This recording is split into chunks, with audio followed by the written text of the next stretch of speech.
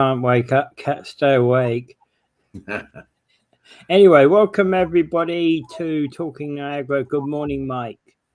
Yeah. So thank you for the information yesterday, Mike. And hey, I'm sure Dave enjoyed his time out there in the backwoods of Sienna Midland. Yeah, it was pretty cool. Yeah, it was very interesting.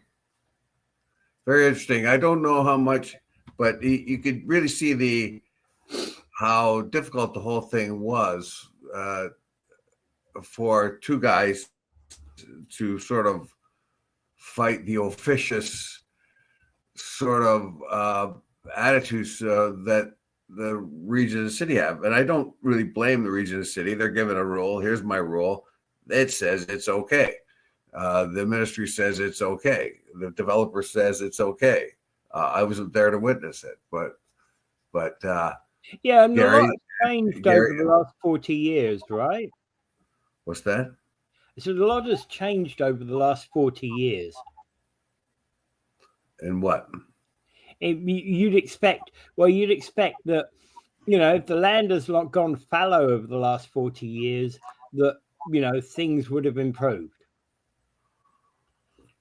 A normal assumption. Well, the process is what is in doubt here. When they said they hauled it away, certain contaminants hauled it away to Walker, and Gary and Mike witnessed that all they did was take it from this location and put it over there. The idea that we have to live with these piles of contaminated dirt because it's already on contaminated soil. Yeah. Kind of makes, it's contaminated. This is contaminated land. The ministry doesn't want contaminated land moved from one place. No, they can understand why they wouldn't. But in the meantime, you have piles of contaminated dirt right there in the city. Where children can get at it. Why are the piles of contaminated dirt on the Sienna Midland? This is a big question I've a long time had, because they weren't always there. Well, some of the piles have been moved. Well, the piles came out when they dig up for the Gale Center and other places there where they dig up the contaminated land. Then what they've done is they just put it on other parts of the contaminated land. So they dig up for the Gale Center. They would go down 4 feet. They don't have to go down as deep on recreational property as they do residential property. But this is how ridiculous it is. So the recreational property of the Gale Center, so they don't have to be as risk averse there. The risk assessment for recreational land where people come and play a game now and then, but don't actually live there.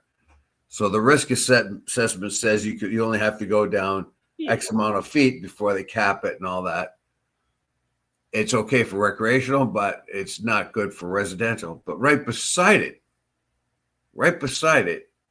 is a residential area. Yeah. That has to be dug down even deeper and capped.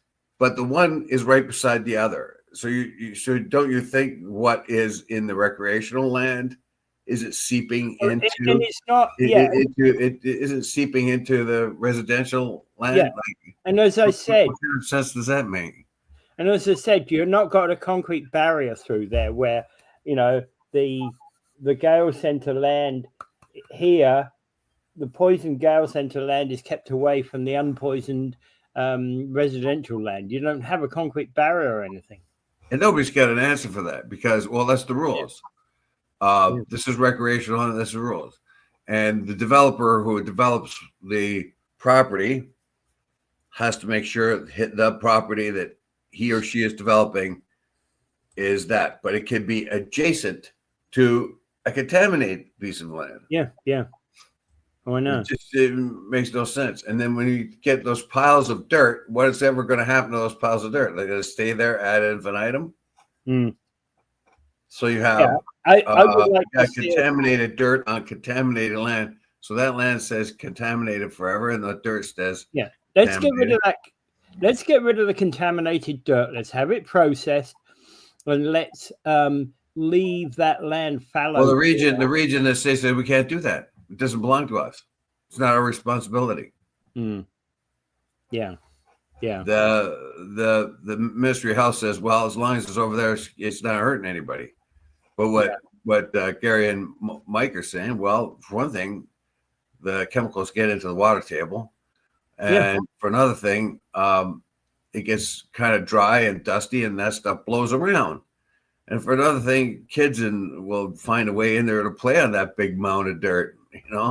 Well, yeah, exactly, and especially if you've got snow on that big mound of dirt in the winter, maybe you can get toboggan down it, right?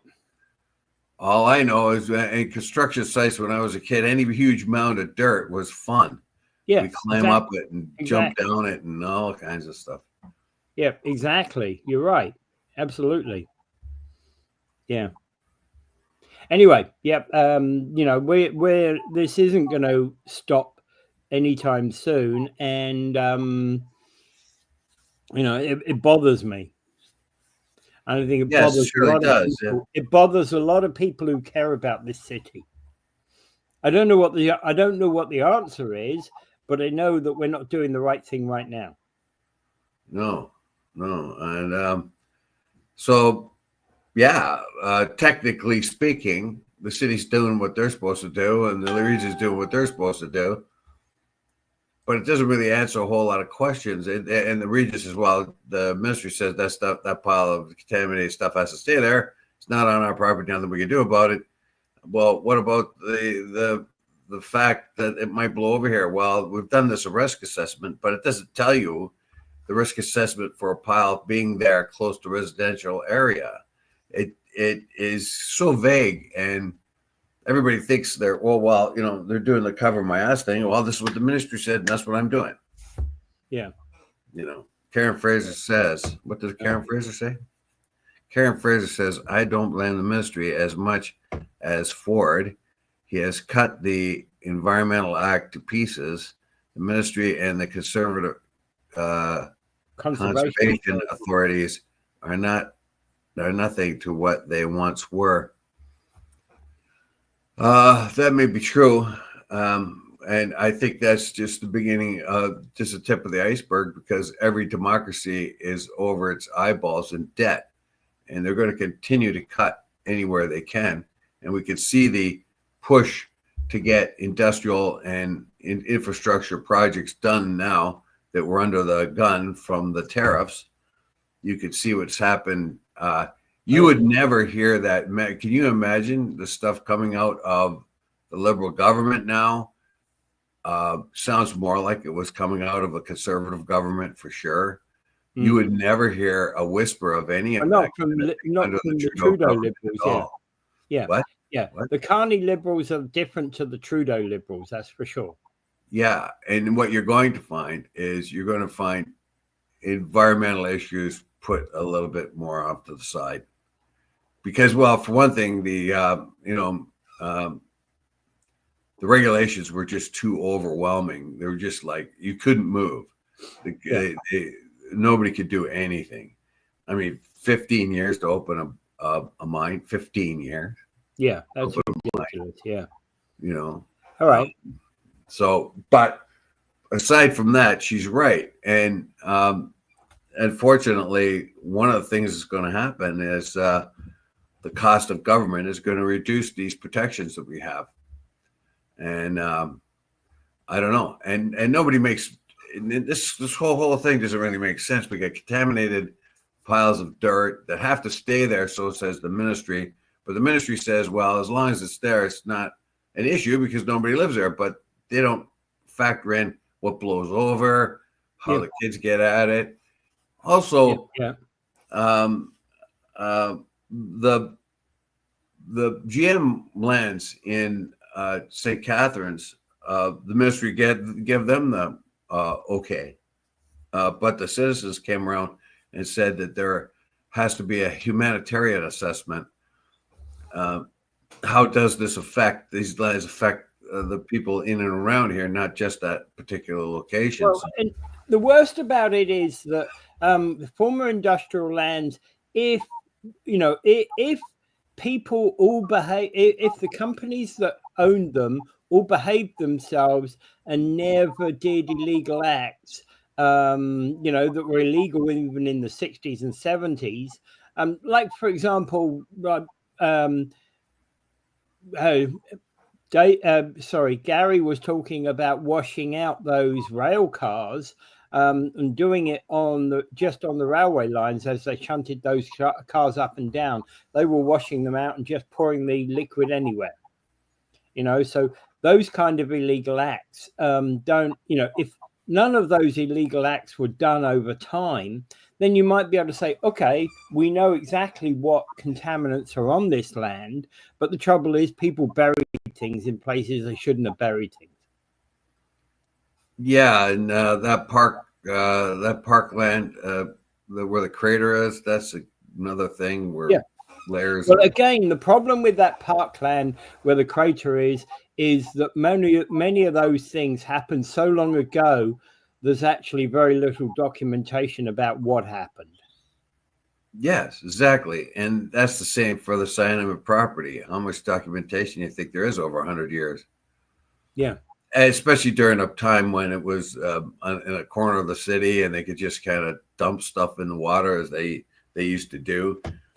I don't know if anyone remembers this, the creek that runs through, or the river that runs through St. Catharines there behind St. Paul Street. It used to have foam on it. I don't know if anyone remembers that. That river used to just be foam, all foam. Well, I've seen it with foam on it even now.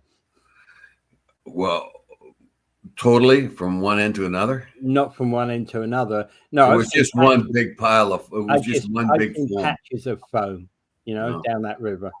No, that's not. I'm not talking about patches of foam. The whole river was foam. Yeah.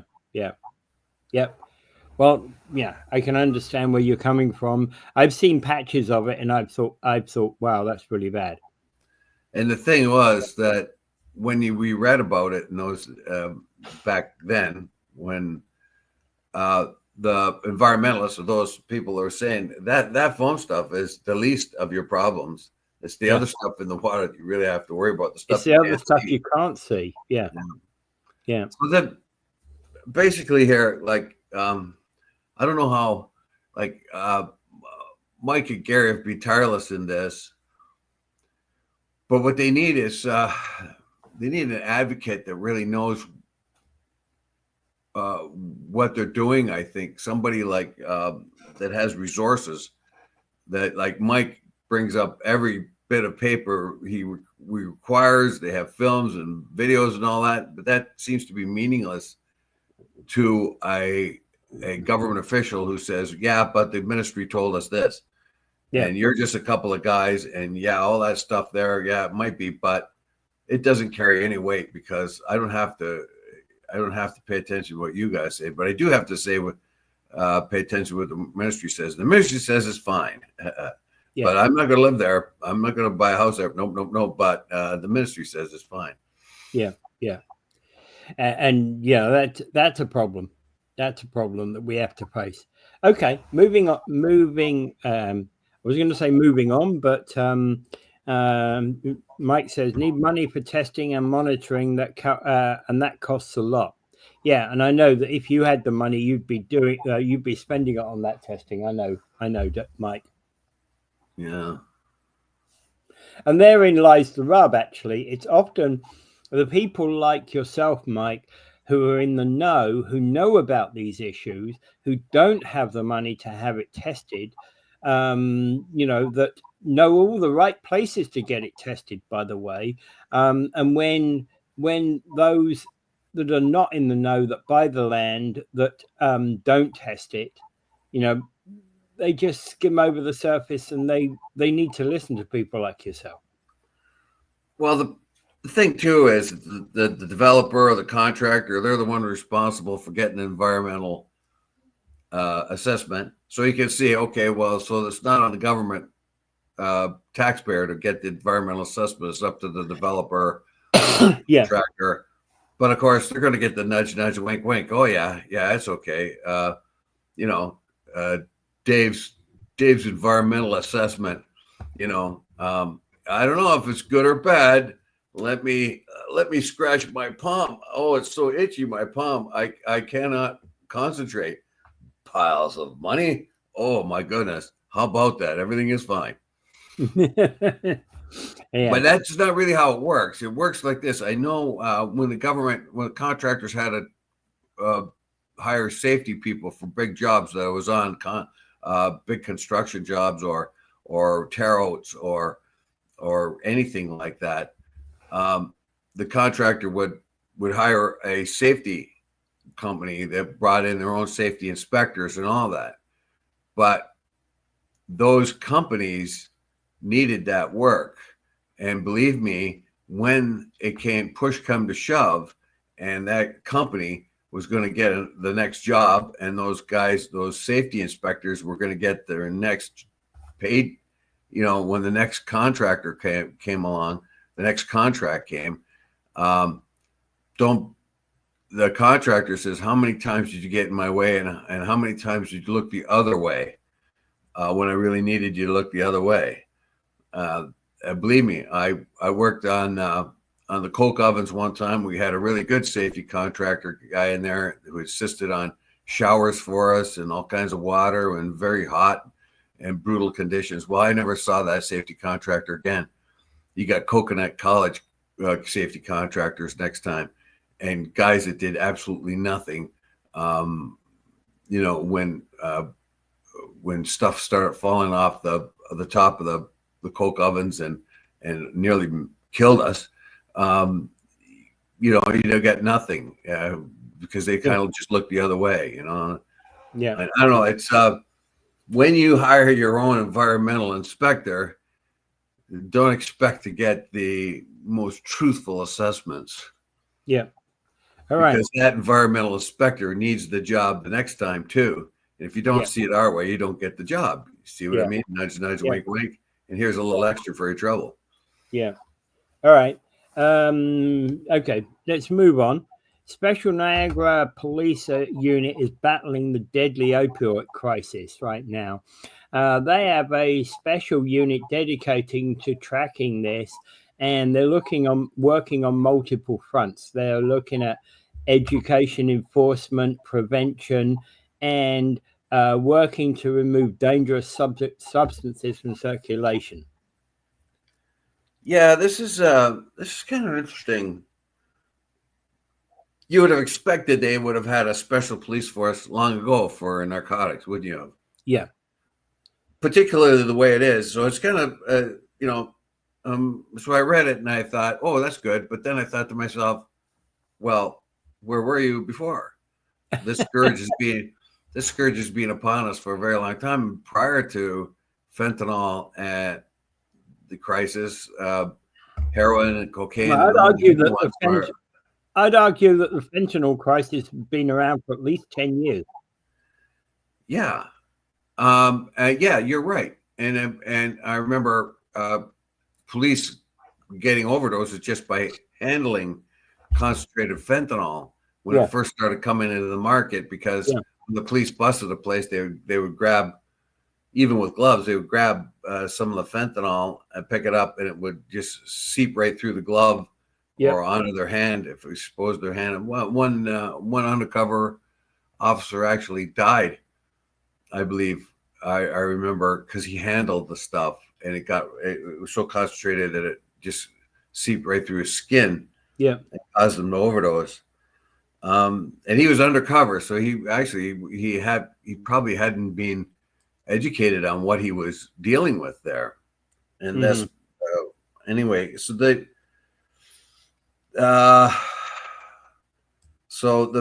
last time the Niagara Regional Police, it says here is the first paragraph, teamed up with the community health organizations for a prescription drug drop-off. They collected 234 kilograms of unused or expired pills, medications. This included 8 kilograms of drugs classified as opiates. So this is the first part of this tells you that one of the reasons why this was created was to collect all kinds of drugs that are no longer used. And this thing about that is we should actually have a household, you know, it happens. You go to the dentist, and for example, and you get painkillers. That your painkillers are supposed to be used for 2 weeks maximum, and you end up using them only for 5 days because the tooth pain has gone after the 5 days, and the operation that you've just had you no longer need the painkillers. So now you've got a dozen painkillers in a thing somewhere. I remember a friend of mine had a drawer full of hydromorphs. Yeah, and he had about 3 or 4 full bottles of hydromorphs. And I said to him, "So what's there for?" Well, they give them to me for my pain for different operations and things he's had, because he had a lot of health issues. Yeah, he says, "But I don't want to take them, so I'm not going to take them. You should return them. I could handle the pain." So I says, "Just get rid of those things, man. Some kid finds those by accident. You got somebody that comes in here who's had a few problems withdrawing from drugs, and they see those, because it was right there in his bathroom, right? I said, get rid of those things, man. Get rid of them. Hey, let me take them for you. Here, I'll sell them." No, I didn't say anything like that, of course, but they were strong opiates. Well, they're not the typical like the hydromorph. You could take about three or four of them, the average man, and it wouldn't kill you. Well, in some communities, it would make you pretty dopey, but in some communities, there are actually places where you get your drugs from. There are actually return points for each of those. So if you go to the pharmacist, there are return points in every pharmacist where you can drop off old drugs. Yeah. So basically, I don't know. So basically, this is a first of all, you think this is strictly for a special unit for opiates in particular, but it's not. It's for any kind of drug. But when gathering up unused prescription, they hope to find a whole lot of unused opiates. And I could tell you that I had operations years ago, and they gave me, in those days, what was a perk. It was like it was 292 or 292 plus, or I forget. It was something like that, and it had it had a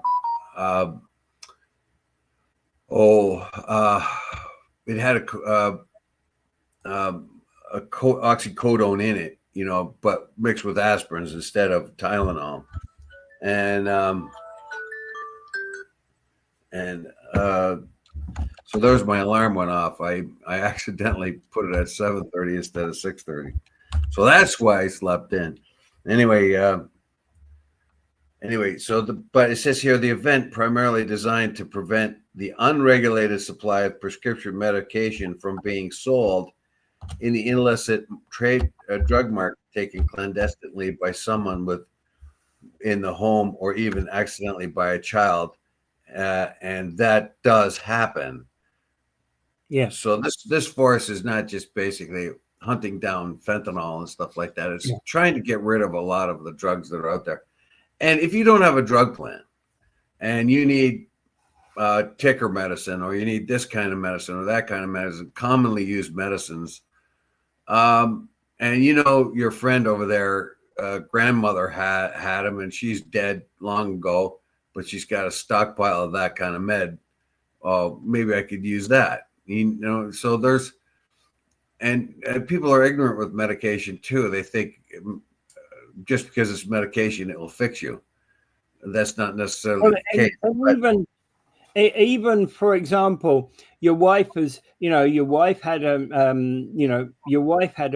medication because she had an issue, and you've now got the same issue, and it's like you can't take her medication because it's different doses even if you were prescribed the same medication, and chances are it's a different dose that you need. Yeah, there's all kinds of and it says basically we're trying to get the word out to the public about dangers of prescription medication misuse and ensure they realize how serious these drugs are, because there's lots of drugs that can do a whole lot of damage to you that are not opioids either. If you take them, if people take them, particularly kids, if they get them, I think they should. But like when I told you I had these 292s, I put them in the back of the medicine cabinet, and years later they were still there. Like 20 years later, they're still there, and I'm thinking, oh boy, I better get rid of them, because they had a whole lot of oxycodone in them. Yeah, and they're just sitting at the back. Now it was probably dead by that time, because I think it's got a kind of a shelf life. But all of these. But what I'm saying is, you should be able to take that little pill bottle back to the pharmacist and return them, and they will know what to do with them. Well, I phoned them. I said, I got these things. What do I do? And they said those particular ones are not a problem. You can dump them down the toilet. But that was then. I don't know if they would say that today, but those ones, no, you don't have to worry about those ones. You can just put them down the toilet. But again, okay, so what the police forces, the NRPS unit is doing is they're looking for opioid enforcement and education. They've got a street crime unit, and they're looking also at improving public safety alerts. And they're working with community outreach, and they're looking at more effective naloxone distribution. And that's another thing. And it still bothers me that I'm not so sure that our fire department refused to take naloxone with them on their calls. Remember? Yeah. They felt that they weren't sure whether naloxone would be, at times it would do more harm than good. But I hope they have rethought that, because the police use them. People, you and I, can get a naloxone and carry it with us in our car and use it. And I've known people who have used naloxone when they've come across somebody that's overdosed on the side of the road. Yeah, I am actually concerned about naloxone, because I'm not so sure I would even know what to do. Well, you have to be trained in it. Yes. So exactly. When you buy it, when you can get one, I don't know what kind of training you have to use, or I think it's pretty much written in there. But yeah, there are. But let's face it, naloxone has saved the life of many people. As a matter of fact, I don't doubt that. One of the women who lost a son when the fire department showed up and they did not have naloxone, she wonders to this very day that if her overdosed son had naloxone when he was still alive there, before he succumbed to the drugs that he was on, I know. That had saved him. Yeah, and professionals should be carrying it. I'm not so sure you and I should be carrying it. I don't know. I think because of the amount of as I've heard, basically I know of at least one person that's used it and saved life with it. So yeah. All right. Okay. So moving on. Okay. So we got one comment on that particular one. Today on Seniors News and Views, we may be talking with Matt Cisco mainly about transportation. Anything else? Mayor,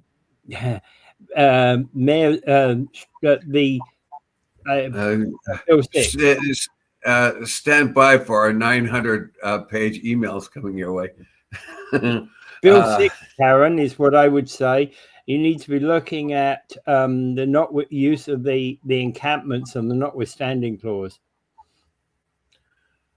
To do with transportation, I'm wondering how it's paying for itself if they see more ridership, if they see in their future plans. I remember talking to Bob Gell, and he told me about how huge of an expense it was and how little ridership it was compared to the expense of it. And also what they're doing with contaminated lands. Karen, they have that contaminated land around the GM property on, I think it's Ontario Avenue there. Yeah.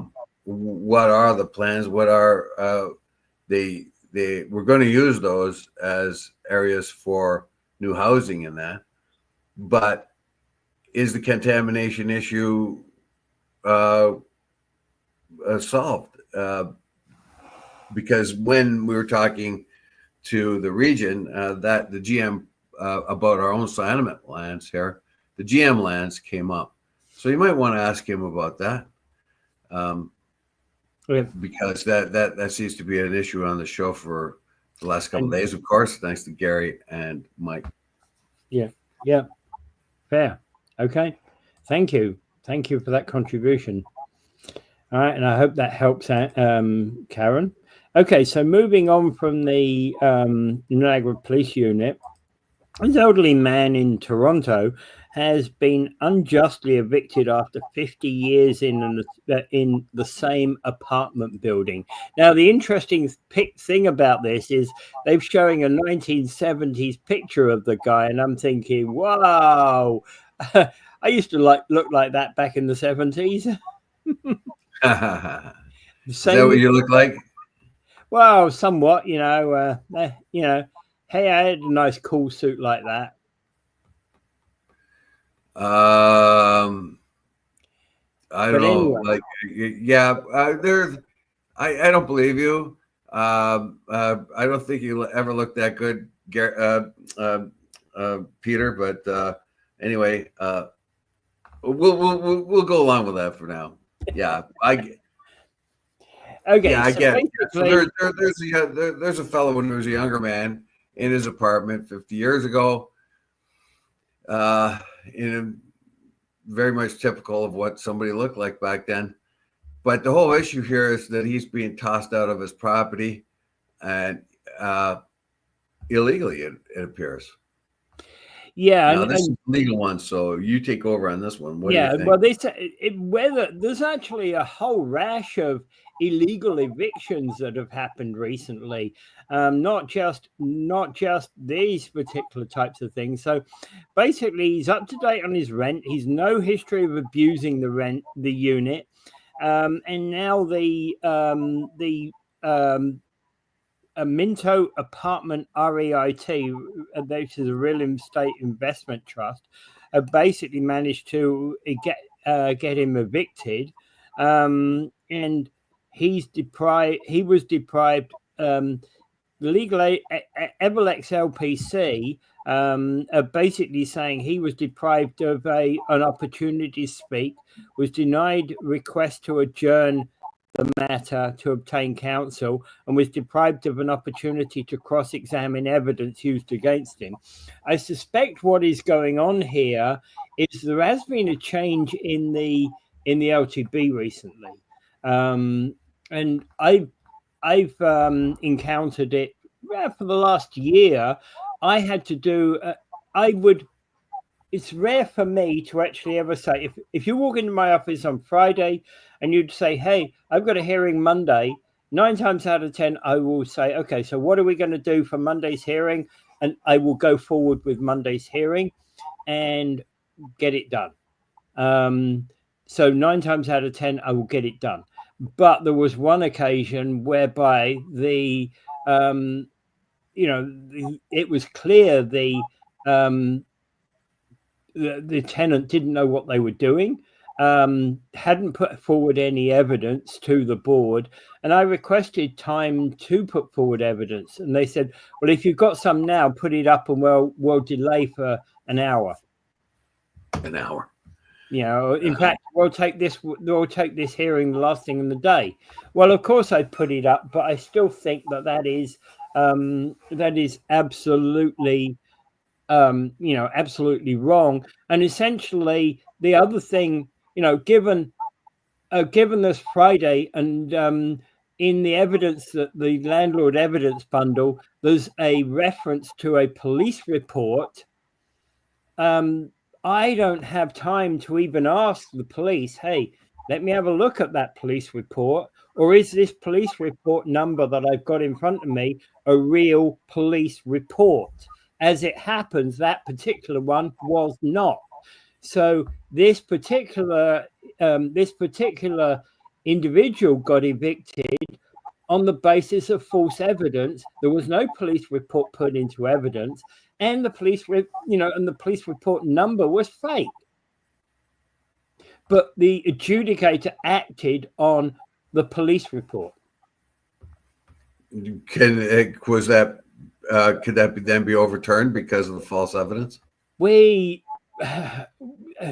basically, and you're talking here about a tenant who's got no money, who's on ODSP, who's on, who's already paid more money than he could afford to pay in a year to hire us to defend him in the first place. Yeah, that's a real problem. It means if you have the means to which fight it legally, then you win. But if you don't, you lose. There is real no justice. Justice amounts to how much money you have. Yeah. Look at Harvey Weinstein right now. He's going to get off on all that stuff that he did because he's got big money, huge money to overturn, the charges that were against him. But that's money. If he was you or me, right, he'd be in prison right now. Yeah. And you see the point being is that what has happened here. So what they're saying is that at the LTB, Mr. Hain was barely given an opportunity to speak. He was denied a request to adjourn the matter to obtain counsel and was deprived of an opportunity to cross-examine the evidence used against him. I wouldn't say deprived of an opportunity to cross-examine the evidence against him. It is that adjudicators ask the question in a particular way that a professional person is going to say, I need that opportunity to cross-examine, but the layperson doesn't know what the hell the question's being asked of them. Okay. They don't know that they have the right to, somebody like you who's fairly well educated, who knows something about if you know something about the criminal justice system, you've got the right to defend yourself. You've got the right to ask questions about any evidence that has been put up against you. Now that applies to civil court as well, right? Well, not only am I educated, I'm also self-educated, and above all, I have a big brain. So. And not everybody avails themselves of Facebook University. And I'm not saying Facebook University. I'm not saying Facebook, a law degree from Facebook University is, of course, meaningless. Yes. Yeah. Well, but there's a lot of, particularly in the landlord and tenant world, there's actually a lot of landlords out there and a lot of tenants out there that have been to Facebook University and have learned a lot from their colleagues that have been through problems. Yes, the Facebook University is a bad thing to do, but independent research, it will help you no matter what you do. There's a lot available out there, but if Facebook, no. Well, and the other thing about this Facebook and Fox, don't listen to any one of them. Yeah. The other thing about this, of course, is that this particular individual, so he's been in the unit since the 70s. 80s, I think. I think he moved in 1980 or something, was it? No, it says since the 70s. Really? Yeah. Oh, wow. Yeah. So he's been there 50 years. Yeah, you're right. That would be the 70s, yeah. Yeah. Yeah. And he's basically saying this home is my life. Losing it would mean losing everything. And he's, obviously that prospect is depressing. Yeah. I'm not sure. And of course, that the developer or whoever owns these things have absolutely no, they're cold-hearted. They don't give a damn about this guy's life, do they? Real estate investment trusts have got a real bad name because they don't care about the tenants at all. All right, all they want is maximize the dollar. So that's the accusation that's made about real estate investment trusts. I would say that there's ethical and unethical real estate investment trusts as well, but still. So he's an elderly individual. He's fighting disabilities, including vision loss. He hasn't missed a payment on his rent. He has never been a problem tenant ever. Everlex brought the case before the Ontario landlord, and he's lucky. He's lucky that Everlex is out there to do that for him. Yeah. Argument is proposed against evicting this party. Is barely given at the LTB. Mr. Haney was barely given an opportunity to speak, was denied a request to adjourn the matter to obtain counsel, and was deprived of an opportunity to cross-examine evidence used against him, read against the statement by Everlex. As a result, so he's going to be steamrolled by some big outfit. And like I said, if you've got money, you've got justice. You don't have money, you've got no justice. And the thing is about this is sometimes what these outfits do is they'll put in evidence bundle that's about 500 or 600 pages long. And if you don't have somebody like me who kind of goes through and reads it and goes, page 15 is not, I have problems with page 15. It's not permitted in the LTB. I have problems with page 21, 27, 62, they're prejudiced, etc., right? It says I have seen countless REIT evictions. That's not real renovation, real estate investment trust. Okay. Now that makes so. What that is most real estate investment trusts, not all, but most real estate investment trusts essentially are looking at maximizing the dollar earned from the real estate.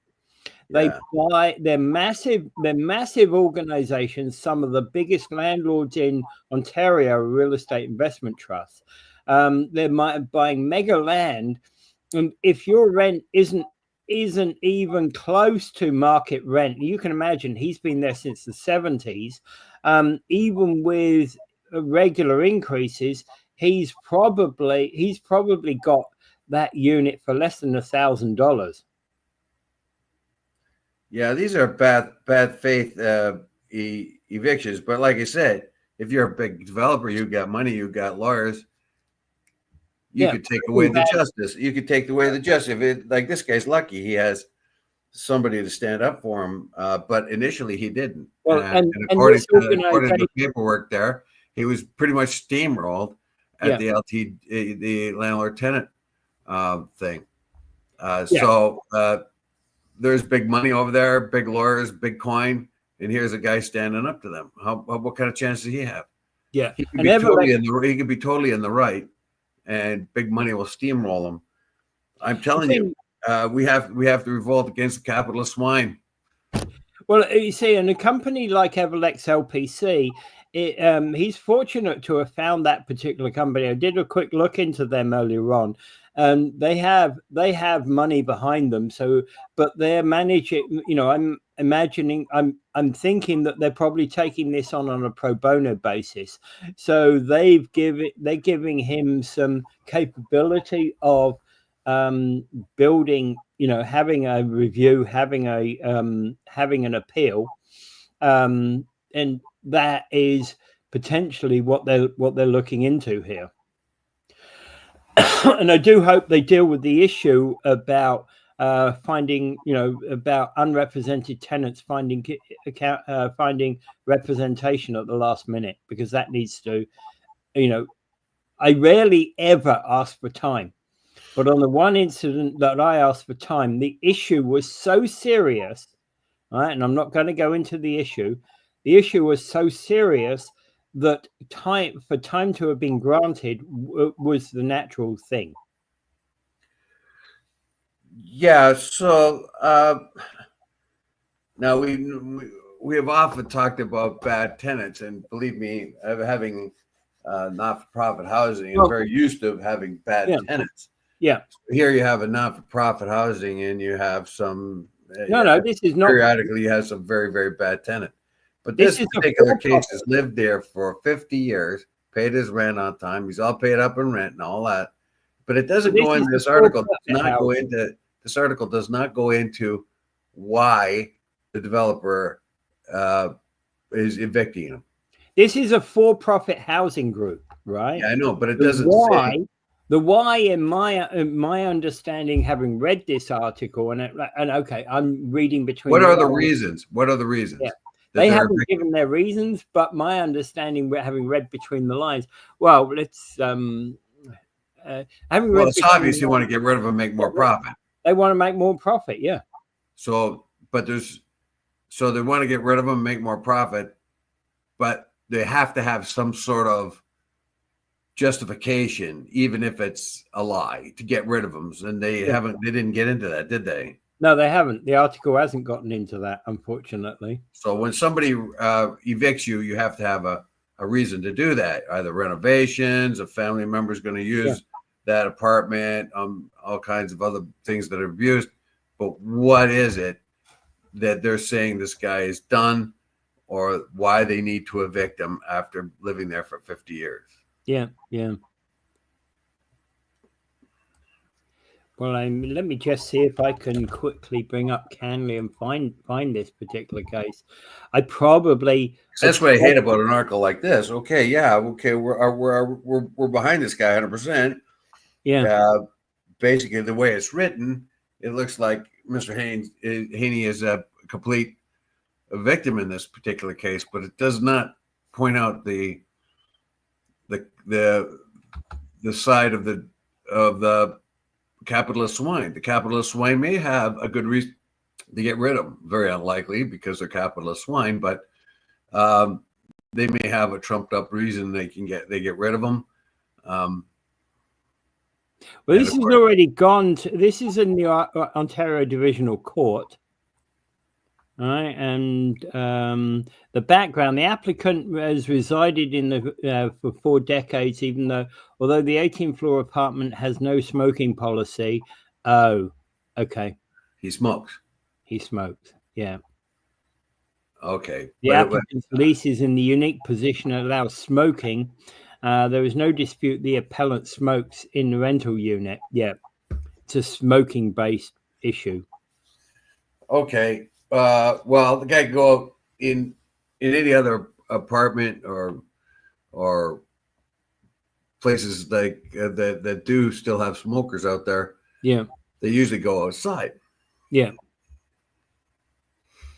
Well, yeah, and that would go outside or on the balcony. Maybe he doesn't have a balcony. I don't know. Yeah. Okay, so that's one issue. Is that standard review principle?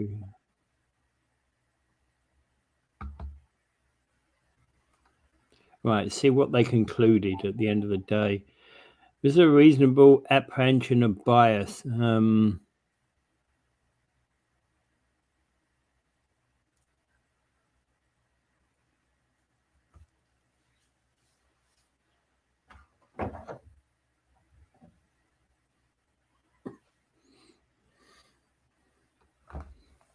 It's been actually allegations in relation to bias. There's been allegations at the board that there are certain members that are biased.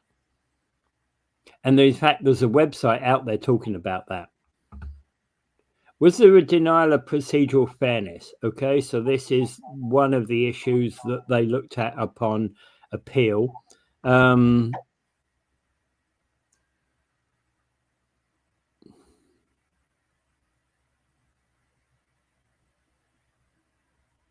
Yeah, basically, the divisional court is basically saying there was no procedural fairness issue. The fact that he didn't get a legal person is on him. Yeah, that's what they said originally that he should have done. But how does he know? Yeah, and he's up against an army. Like I said, like the capitalist swine has an army of toadies doing their business. Like morality is the least of their issues here. They got an old guy there. They want to get rid of him. They're gonna make some more money on his unit. What can we use for? He smokes. So let's go after him for that. I don't know, but I don't know. I wish the guy would quit smoking. It would be better for him if he did. Yeah. In the meantime, if he has been smoking there for many years and they suddenly changed the rules, can he be grandfathered in? So I don't know. Yeah. Anyway, obviously you don't know the complete issue. He did lose the appeal was dismissed. The appeal to the divisional court was dismissed. And so he's being tossed out of his home. Yeah. Nice. Yeah. The capitalist swine win again. Anyway, what else do we have? Okay. Well, we have to give up on Mr. Haney. He's no longer. Right. He's Niagara Falls Public Library. This is very good. Yeah, this is nice. It's time to announce the 2025 TD Summer Reading Club kicks off on Saturday, June 21st, and goes through all the way till August 30th. And you can join Niagara Falls Public Library at any of its locations at noon to register and take part in some amazing activities. And what they're doing here is this is primarily for kids, but they're also encouraging teens and adults to take part. And if a kid reads at least 10 hours during the summer, they have a chance to win one of 4 grand prizes. Now, I can see, hey, the kid in Dave Wheeler is going to be there on the 22nd to claim his 10-hour reading prize, isn't he? All right. I'm going to insist on the kids having a debating club, and includes me, so I can intimidate them. I'm bigger than you. My opinion is that. So anyway, so this is pretty good. As I pointed out here, our club committed $25,000 to the Stanford Library, of which is owing only $3,333 is left of what we owe of the $25,000. We gave $15,000 up front and then gave another $10,000 over 3 years. And if you go to the Stanford Library, you'll see in one of the study rooms, Stanford Kiwanis Club of Stanford, a wall plaque on there, and the one beside it is the Rotary Club. Yeah. They cheated somehow; they got their plaque in there, but we got ours in by legal means. Anyway, so I'm sure Tanya would actually disagree with you. Yeah, maybe. Yeah. I'm positive it would, but money's important for the library, so they get, they have to take it from the rodeo. Okay, they have to take it from the rodeo. It's all right. But anyway, so we came up with some coin for them. The library is there for you. It's a public service. Yeah. Try to get your children there. This is a good opportunity during the summer to get them away from this. They get them away from their phone. Yes. We've got several events during the summer, during June, right? Thursday, June 5th, you can go to Victoria Library branch at 11 a.m. to learn about the life cycle of insects in your garden. On Saturday, June 7th at 11:30, at the community centre location, they've got a blast off with a fun craft and story time. And on Tuesday, 17th of June, they've got story time that starts at 6 p.m. at the Victoria Avenue branch again.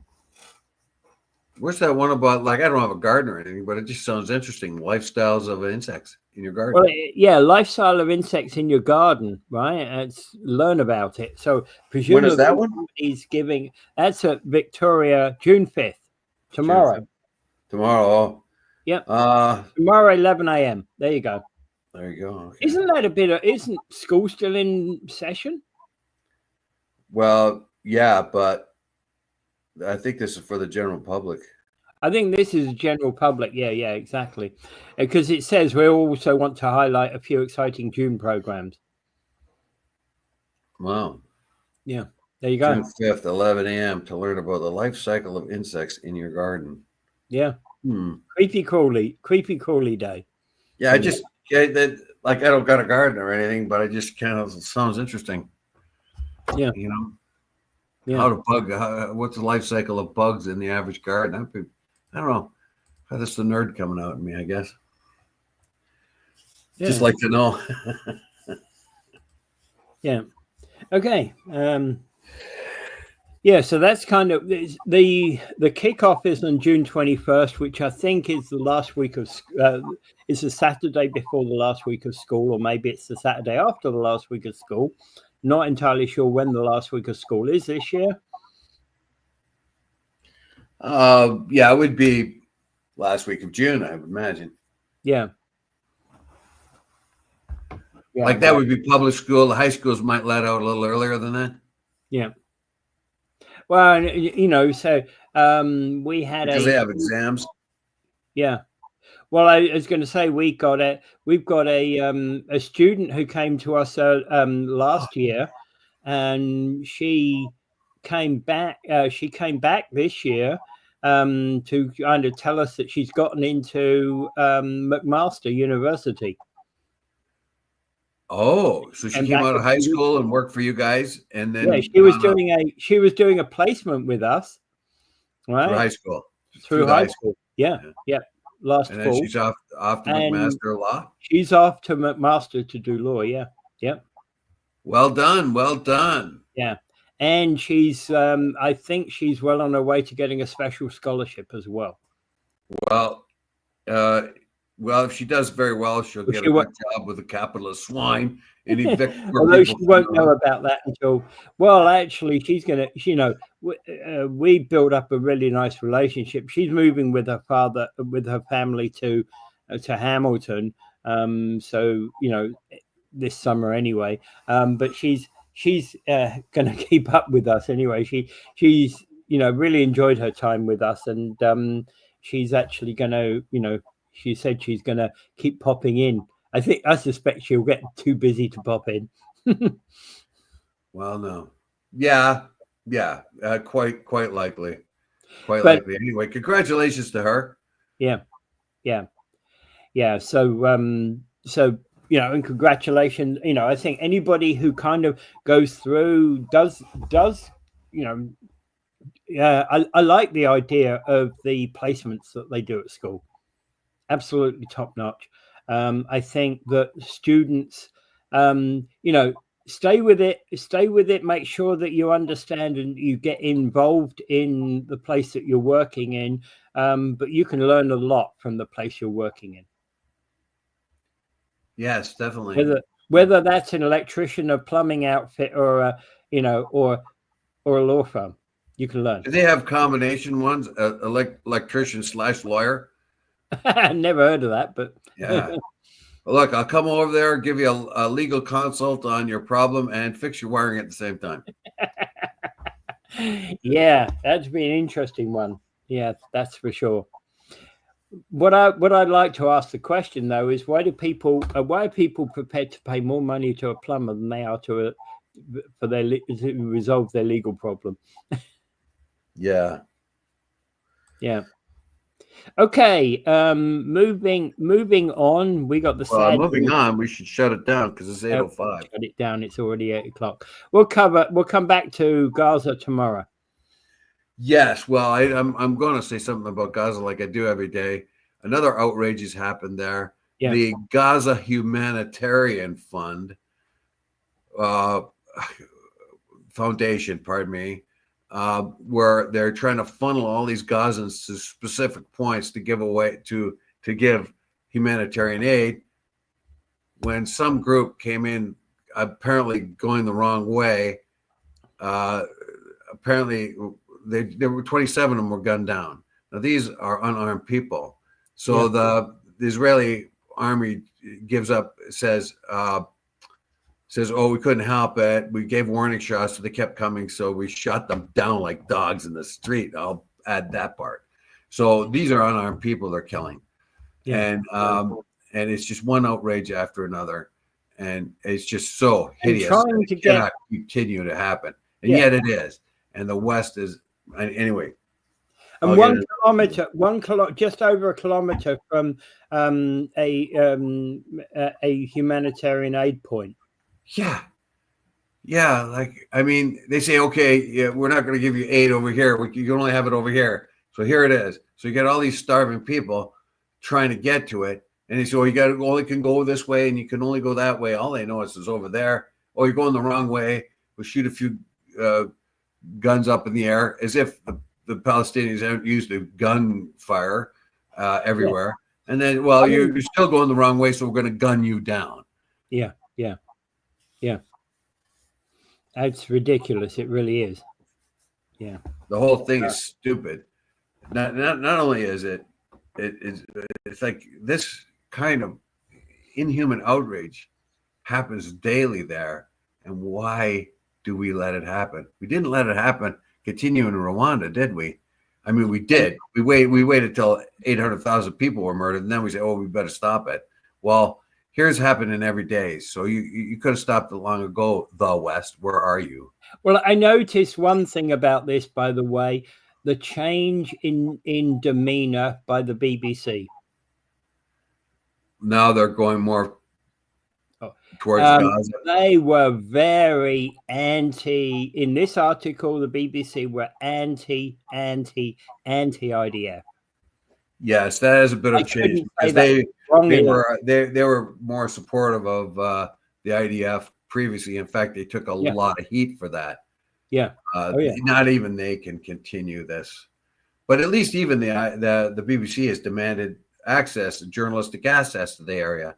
So has 50 other news agencies in the world, and yet still none is there. Yeah. I know. Anyway, all right. Well, we covered it anyway. They're in 2 minutes. Yeah. Well, I'm going to get into it again tomorrow, I think, because this outrage. I don't even know how it can happen. This is how immoral the West actually is. How amoral it is. They tout morality, that we are the moral ones. We are the ones that are the best for the people. We are the imperfect heroes of the world. But this is a massive immorality, and they continue to let it happen. Anyway, without further ado, I bid you do not forget Gaza and pray for peace. Absolutely.